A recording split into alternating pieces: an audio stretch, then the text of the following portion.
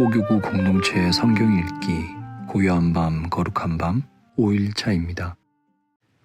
오늘 본문은 갈라디아서 1장에서 3장입니다. 성경을 듣기 전에 부모님들은 잠시 영상을 멈추고 자녀들을 위해서 기도한 후에 다시 영상을 재생하여 함께 성경을 듣고 잠들도록 하겠습니다. 혼자 성경을 들으시는 분들도 잠시 영상을 멈추고 기도가 끝난 후에 성경을 듣고 잠들도록 하겠습니다. 갈라디아서 제1장. 사람들이 뽑은 것도 아니요 사람들이 보낸 것도 아니요 예수 그리스도와 그분을 죽은 사람 가운데서 살리신 하나님 아버지께서 사도로 삼으셔서 사도가 된 나 바울이 나와 함께 있는 모든 형제들과 함께 갈라디아에 있는 여러 교회에 이 편지를 씁니다. 하나님 우리 아버지와 주 예수 그리스도께서 여러분에게 은혜와 평안을 주시기를 바랍니다. 예수님께서는 하나님 우리 아버지의 뜻을 따라 이 악한 세상에서 우리를 건지시고 우리 죄를 씻기 위해 자기 몸을 바치셨습니다. 하나님께 영원토록 영광이 있기를 빕니다. 아멘. 하나님께서 그리스도의 은혜로 여러분을 부르셨는데 여러분이 이렇게 빨리 다른 복음을 믿는다고 하니 놀라지 않을 수 없습니다. 실제로 다른 복음은 없습니다. 그러나 어떤 사람들이 여러분을 혼란스럽게 하여 그리스도의 복음을 바꾸려 하고 있습니다. 우리는 여러분에게 복음을 전했습니다. 그러므로 우리든지 하늘에서 온 천사든지 우리가 전한 복음이 아닌 다른 것을 전한다면 그는 저주를 받아 마땅합니다. 내가 전에도 말했지만 이제 다시 말합니다. 여러분이 이미 받은 복음 외에 다른 것을 전하는 사람이 있다면 그는 저주를 받아야 합니다. 내가 사람의 마음에 들게 하려는 것처럼 보입니까? 그렇지 않습니다. 나는 오직 하나님의 마음을 기쁘시게 하려는 것뿐입니다. 내가 사람을 기쁘게 하려고 한다면 나는 그리스도의 종이라고 할 수 없습니다. 형제들이여, 내가 여러분에게 전한 복음은 사람들에게서 나온 것이 아니라는 것을 알기 바랍니다. 그것은 내가 사람에게서 얻은 것도 아니고 사람에게서 배운 것도 아닙니다. 그것은 예수 그리스도께서 내게 보여주신 것입니다. 여러분은 내가 어떻게 살아왔는가를 들었을 것입니다. 나는 유대교에 속한 사람이었습니다. 나는 하나님의 교회를 몹시 박해했을 뿐 아니라 아예 없애버리려고까지 계획했습니다. 나는 나와 나이가 비슷한 다른 유대인들보다 더 열심히 유대교를 믿었습니다. 또한 그 누구보다도 조상들의 전통을 지키는 데 열심이었습니다. 그러나 내가 태어나기 전부터 하나님께서는 나를 따로 세우셔서 은혜로 나를 부르셨습니다.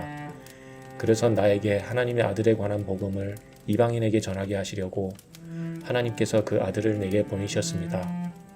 하나님께서 나를 부르셨을 때에 나는 어떤 혈육을 통해서도 가르침이나 도움을 받지 않았습니다. 나보다 먼저 사도가 된 사람들을 만나기 위해 예루살렘으로 올라가지도 않았습니다. 오히려 나는 곧바로 아라비아로 갔다가 다마스커스로 되돌아갔습니다. 3년 뒤에 나는 베드로를 만나려고 예루살렘으로 가서 그와 보름 동안을 함께 지냈습니다. 그리고 주님의 동생 야고보 외에는 그 어떤 다른 사도도 만나지 않았습니다. 내 말이 거짓이 아니라는 것은 하나님께서 아십니다. 그 후에 나는 시리아와 길리기아 지방으로 갔습니다. 유대에 있는 그리스도의 교회들은 나를 한 번도 만나지 못했습니다. 다만 나에 대해서 한때 우리를 박해했던 이 사람이 지금은 박해하던 그 믿음을 전하고 있다는 말만 들었을 뿐입니다. 그래서 이 성도들은 나로 인해서 하나님께 찬양했습니다. 제2장. 14년이 지나서 나는 다시 예루살렘으로 갔습니다. 이번에는 바나바와 디도를 데리고 갔습니다. 예루살렘으로 간 것은 하나님께서 그렇게 하라고 계시하셨기 때문입니다. 나는 거기에서 교회의 지도자들을 만났습니다. 그들과 따로 만나서 내가 이방인들에게 전하는 복음을 설명해 주었습니다. 그것은 내가 전에 한 일이나 지금 하고 있는 일이 헛되지 않기를 바랐기 때문입니다. 나와 함께 있던 디도는 비록 그리스 사람이지만 나는 그에게 억지로 할례를 베풀지는 않았습니다. 우리 가운데 거짓 형제들이 몰래 들어왔기 때문에 우리는 이 문제에 대해서 이야기를 했습니다. 그들은 우리를 다시 율법의 종으로 만들고 그리스도 예수 안에서 우리가 누리는 자유를 엿보려고 정탐꾼처럼 끼어들었습니다. 그러나 우리는 그 거짓 형제들의 뜻을 조금도 따르지 않았습니다. 우리는 복음의 진리가 늘 여러분과 함께 있기를 바랐습니다. 저 귀하다고 하는 사람들도 내가 전하는 복음을 바꾸지 못했습니다. 그들이 귀한 사람이든 아니든 그것은 중요하지 않습니다. 하나님께서는 사람을 겉으로 판단하지 않으시기 때문입니다. 오히려 그 지도자들은 하나님께서 베드로를 통해 할례를 받은 유대인들에게 복음을 전하도록 하신 것처럼 내게도 할례를 받지 않은 이방인들에게 복음을 전하는 일을 맡기셨다는 것을 알게 되었습니다. 하나님께서는 베드로에게 유대인을 위해 사도로 일할 권리를 주셨고 내게는 이방인을 위해 사도로 일할 권리를 주셨습니다. 지도자로 인정하던 야고보와 베드로와 요한은 하나님께서 내게 주신 특별한 은혜를 깨닫고 바나바와 나를 인정했습니다. 그리고 그들은 바울과 바나바여, 그대들은 이방인에게 가십시오. 우리는 유대인에게 가겠습니다. 라고 말했습니다. 그들은 우리에게 한 가지, 곧 가난한 사람들을 기억해 달라고 부탁했는데 그것은 사실 내가 힘써 해오던 일입니다. 베드로가 안디옥에 왔을 때 그가 잘못한 일이 있어서 내가 그를 대면해서 나무랐습니다.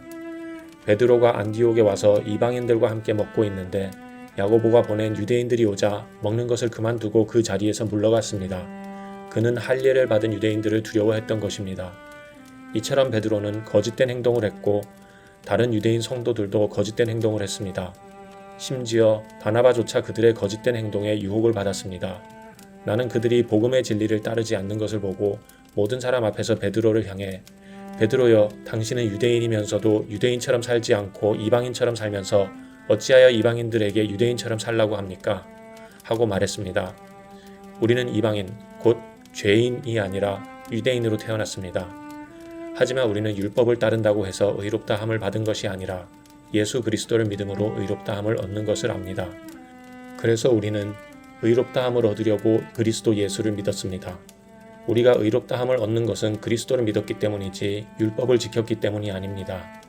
율법으로는 어느 누구도 의롭다함을 얻을 수 없습니다. 우리 유대인은 의롭다함을 얻으려고 그리스도께 나아왔습니다. 그리하여 우리가 죄인이라는 것이 밝히 드러났습니다. 그렇다고 해서 그리스도께서 우리를 죄인으로 만드시는 것입니까? 그럴 수 없습니다. 내가 이미 헐어버린 그것을 다시 가르친다면 그것은 틀림없이 내가 죄를 짓는 것입니다. 나는 율법을 위해 사는 것을 그만두었습니다. 나는 율법에 의해 죽었습니다. 내가 율법을 향해 죽은 것은 하나님을 향해 살기 위한 것입니다. 나는 그리스도와 함께 십자가에 죽었습니다. 이제는 내가 사는 것이 아니라 내 안에 계신 그리스도께서 사시는 것입니다.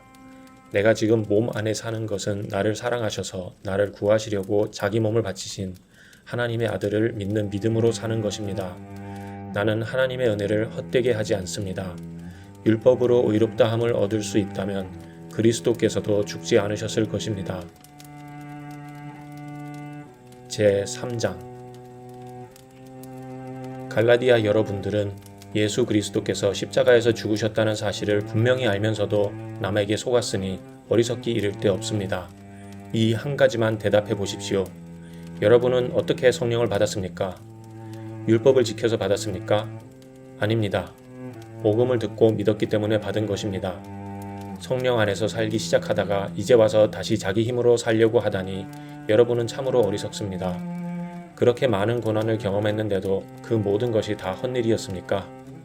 그렇지 않기를 바랍니다. 여러분이 율법을 지켰기 때문에 하나님께서 성령을 주셨습니까? 아닙니다. 여러분이 율법을 지켰기 때문에 하나님께서 여러분 가운데서 기적을 일으키셨습니까? 아닙니다. 하나님께서 성령을 주시고 기적을 일으키신 것은 여러분이 복음을 듣고 믿었기 때문입니다. 성경에도 아브라함에 대해서 같은 말씀이 있습니다.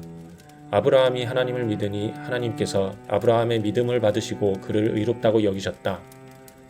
그러므로 여러분은 믿음으로 사는 사람이 참 아브라함의 자녀라는 것을 알아야 합니다. 또 성경은 장차 일어날 일, 곧 하나님께서 이방인을 믿음으로 의롭게 하여 줄 것을 미리 일러주었습니다. 이 복음을 먼저 아브라함에게 전했는데 그것은 모든 민족이 너로 말미암아 복을 받을 것이다 라는 성경 말씀과 같은 것입니다. 아브라함이 이를 믿으니 그 믿음 때문에 복을 받았습니다. 누구든지 믿는 사람은 아브라함처럼 복을 받습니다. 그러나 율법을 의지하는 사람은 다 저주를 받습니다. 성경에도 이렇게 적혀 있습니다. 율법책에 적혀 있는 것을 다 지키지 않는 사람은 저주를 받는다. 율법을 통해서는 하나님으로부터 의롭다함을 얻지 못한다는 것이 분명합니다. 성경에 이렇게 적혀 있습니다. 의인은 믿음으로 말미암아 살 것이다. 율법은 믿음에서 생겨난 것이 아닙니다. 율법을 지키는 사람은 율법으로 인해 살 것이다 라는 말씀도 있습니다. 그리스도께서는 율법이 우리에게 씌운 저주를 거두어 가셨습니다. 그리스도께서 우리를 대신해서 저주를 받으셨습니다. 성경에도 이렇게 적혀 있습니다. 나무에 달린 사람은 다 저주를 받은 것이다. 그리스도께서 그렇게 하신 것은 하나님께서 아브라함에게 약속하신 복이 이방인들에게도 미치게 하기 위함입니다. 이 복은 예수 그리스도를 통해 옵니다. 예수님은 우리로 하여금 하나님께서 약속하신 성령을 믿음으로 받게 하기 위해 죽으셨습니다. 형제들이여, 예를 들어서 말하겠습니다. 사람들 사이에도 약속을 맺으면 아무도 그 약속을 무효로 하거나 어떤 것을 덧붙일 수 없습니다. 하나님은 아브라함과 그 자손에게 약속하셨습니다. 그런데 하나님은 여러 사람을 가리키는 말로 그 자손들이라 하시지 않고 오직 한 사람을 가리키는 말로 네 자손이라고 말씀하셨습니다. 그 한 사람이 바로 그리스도이십니다. 내 말의 뜻은 이렇습니다. 하나님께서 아브라함과 맺으신 언약을 그보다 430년 뒤에 나온 율법이 없앨 수 없다는 것입니다. 만약 우리가 받을 유업이 율법을 통해서 온다면 그것은 약속에서 나온 것이 아닙니다.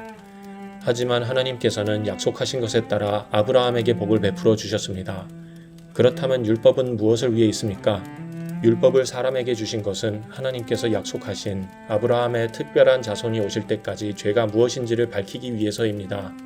율법은 하나님께서 중보자, 중개자의 손을 빌어 천사들을 시켜 만든 것입니다. 그러나 중보자는 한 편에만 속해 있지 않습니다. 하지만 하나님은 한 분이십니다. 그렇다면 율법은 하나님의 약속과 반대되는 것입니까? 그럴 수 없습니다. 만약 사람에게 생명을 주는 율법이 있었다면 우리는 그 율법을 지킴으로써 의롭다함을 얻었을 것입니다. 성경은 온 세상이 죄에 갇혀 있다는 것을 보여주었습니다. 이는 믿음을 통한 약속을 주시기 위한 것으로 오직 예수 그리스도를 믿는 사람들만 받을 수 있습니다. 이 믿음이 오기 전에는 우리가 율법에 갇혀 있었습니다. 하나님께서 장차 올 믿음의 길을 보여주실 때까지 우리에게는 자유가 없었습니다. 그리스도께서 오시기 전까지는 율법이 우리의 선생이었습니다. 그러나 그리스도께서 오신 뒤에는 우리가 믿음으로 인해 의롭다함을 받을 수 있게 되었습니다. 이제 믿음의 길이 나타났으므로 다시는 우리가 율법에 갇혀 있을 수 없습니다. 여러분은 그리스도 예수를 믿는 믿음을 통해 하나님의 자녀가 되었습니다. 여러분은 모두 세례를 받아 그리스도와 연합하였으며 그리스도로 옷을 삼아 입었습니다. 그리스도 안에서는 유대인이나 그리스인이나 종이나 자유인이나 남자나 여자나 차별이 없습니다. 여러분은 그리스도 예수 안에서 모두 하나입니다. 여러분은 그리스도에게 속한 사람입니다. 그러므로 여러분은 아브라함의 자손입니다. 하나님께서 아브라함에게 하신 약속대로 여러분은 하나님께서 주시는 복을 받습니다.